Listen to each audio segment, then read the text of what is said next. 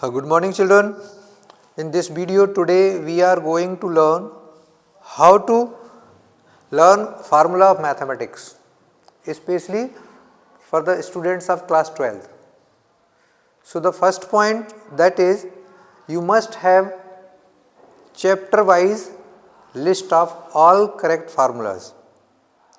So every chapter may be having 10 or 5 whatever the number, but please on separate paper you write the chapter number and list all the formula, and all these chapter wise list must be kept in a separate file, so that whenever you are revising any particular chapter, before starting doing the questions of that particular chapter you should revise the formula. So first point comes, prepare a chapter wise list. Then keep all lists in one file. Then third point comes,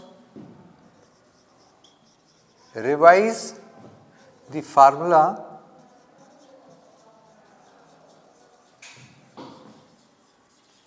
before revision or solving problems of the chapter.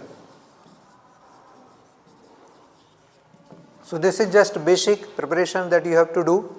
Now when you are revising the formula, like you have a list of 10 formula of any chapter and you are revising them, then please see carefully, there may be some hints, some tips will be there which will be given by the subject teacher how to remember them. So this to be written, इस फार्मूले को कैसे learn करना है, जैसे बड़ा simple सा मैं आपको बता रहा हूँ एक एग्जाम्पल कि a plus b whole square.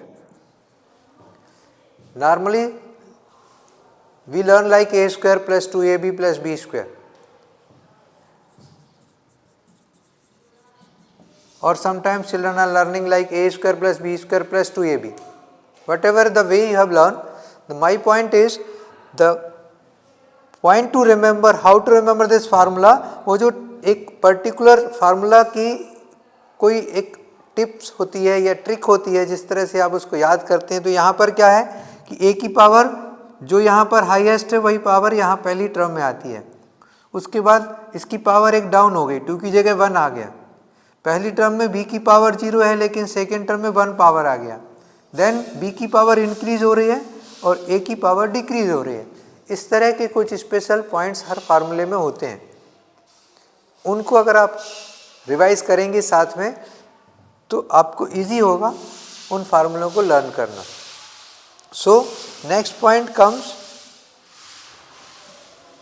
use the hints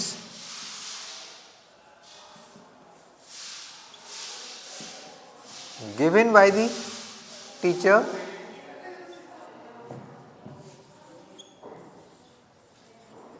to learn the formula. बहुत सारी हिंट्स होती हैं अलग अलग फार्मूले में, जैसे sign A minus B, sign A cos B minus cos A sine B. अब इसमें हिंट क्या है कि पहले साइन आएगा फिर कॉस आएगा, तो अगले पार्ट में इंटरचेंज हो जाएंगे. कॉस ए प्लस बी तो कॉस ए कॉस बी एक साथ आते हैं, माइनस साइन ए साइन बी. कॉस में जो पहले प्लस होता है, अगर कॉस ए प्लस बी का फार्मूला हम नोट करते हैं तो लेफ्ट हैंड साइड में प्लस है तो राइट हैंड साइड में cos A cos B minus sign A sine B.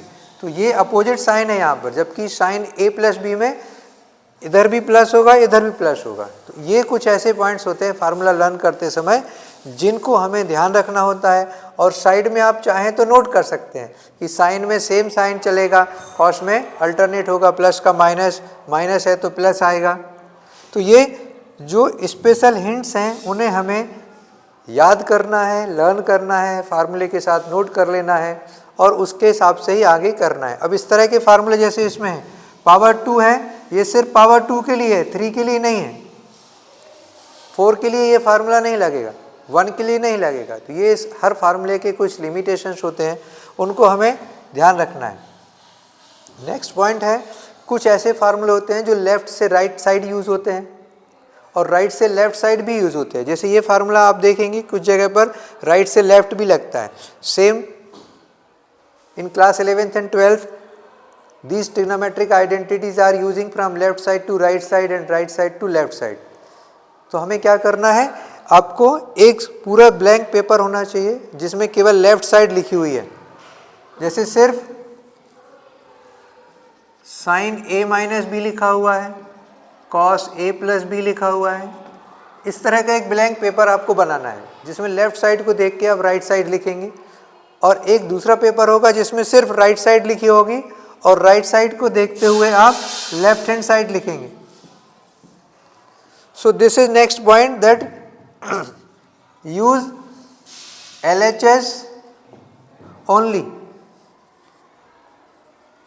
To learn RHS and vice versa, means opposite.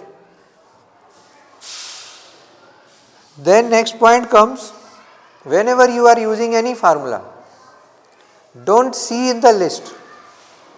जब आपने एक बार फार्मूले लर्न कर लिए, रिवाइज कर लिए, तो जब भी क्वेश्चन में यूज़ कर रहे हैं आप पहले अपनी मेमोरी से लिखिए, देखिए आपको क्या याद है, लिखने के बाद फिर लिस्ट से मिलाइए। नॉर्मली बच्चे क्या करते हैं, लिस्ट से निकाल के सीधा लिख लिया, कभी उनको ये कॉन्फिडेंस ही नहीं आता कि हमें याद भी है फार्मूला या नहीं।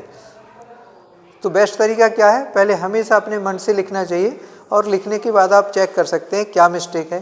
तो आपको ये मालूम चलेगा कि कितना फार्मूला करेक्टली आपको याद हो गया है और कौन सा पर्टिकुलर ऐसा पॉइंट है जो मिसिंग है, जहाँ पर मिस्टेक हो रही है, तो उसको आप बार बार रिवाइज कर सकते हैं।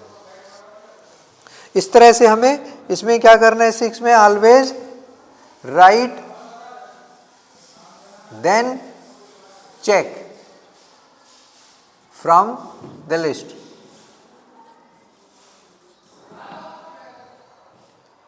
When you are checking from the list, if any part is wrong, please circle out by red pen or green pen or any other pen. If you are writing by black, check it by blue, circle out by blue or red. So lastly, the next is always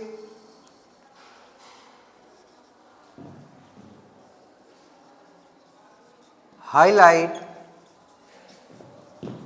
the mistakes। क्योंकि जब आप mistake को highlight करते हैं तो आपके brain में जो डाटा सेव है, जो फार्मूला रॉन्ग फार्मूला सेव है, वहाँ भी एक सर्किल लगता है, वहाँ भी करेक्शन होता है। तो हमेशा कुछ लोग हम देखते हैं मिस्टेक हो गया छोड़ दिया, उस पर कोई करेक्शन नहीं किया। ऑलवेज आपको वहाँ सर्किल करना है, क्रॉस लगाना है और करेक्ट फार्मूला लिखना है, जिससे हमारी मेमोरी में भी वो पुराना इनकरेक्ट डाटा डिलीट हो जाए और नया सेव हो जाए। तो ये कुछ पॉइंट्स हैं जो आपको बताए इस वीडियो में कि हमें मैथमेटिक्स के फार्मूले किस तरह से लर्न करने चाहिए। सारे फार्मूले एक जगह होने चाहिए।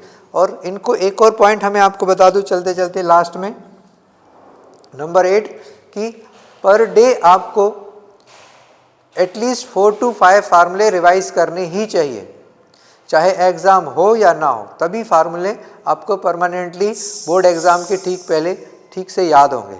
ये नहीं कि एग्ज़ाम के 2 दिन पहले लर्न कर लिया तो याद हो रहेंगे, नहीं रहेंगे। वो आपको डेली करने चाहिए। जिस चैप्टर को आप रिवाइज कर रहे हैं उसके पहले तो करना ही है, बट नॉर्मली अगर आप मैथमेटिक्स नहीं भी पढ़ रहे हैं कुछ दिन के लिए, फिजिक्स और केमिस्ट्री में टाइम दे रहे हैं, तब भी आपको मैथ्स के फार्मूले 4 to 5 फार्मूले every day you have to write and check it from the correct list.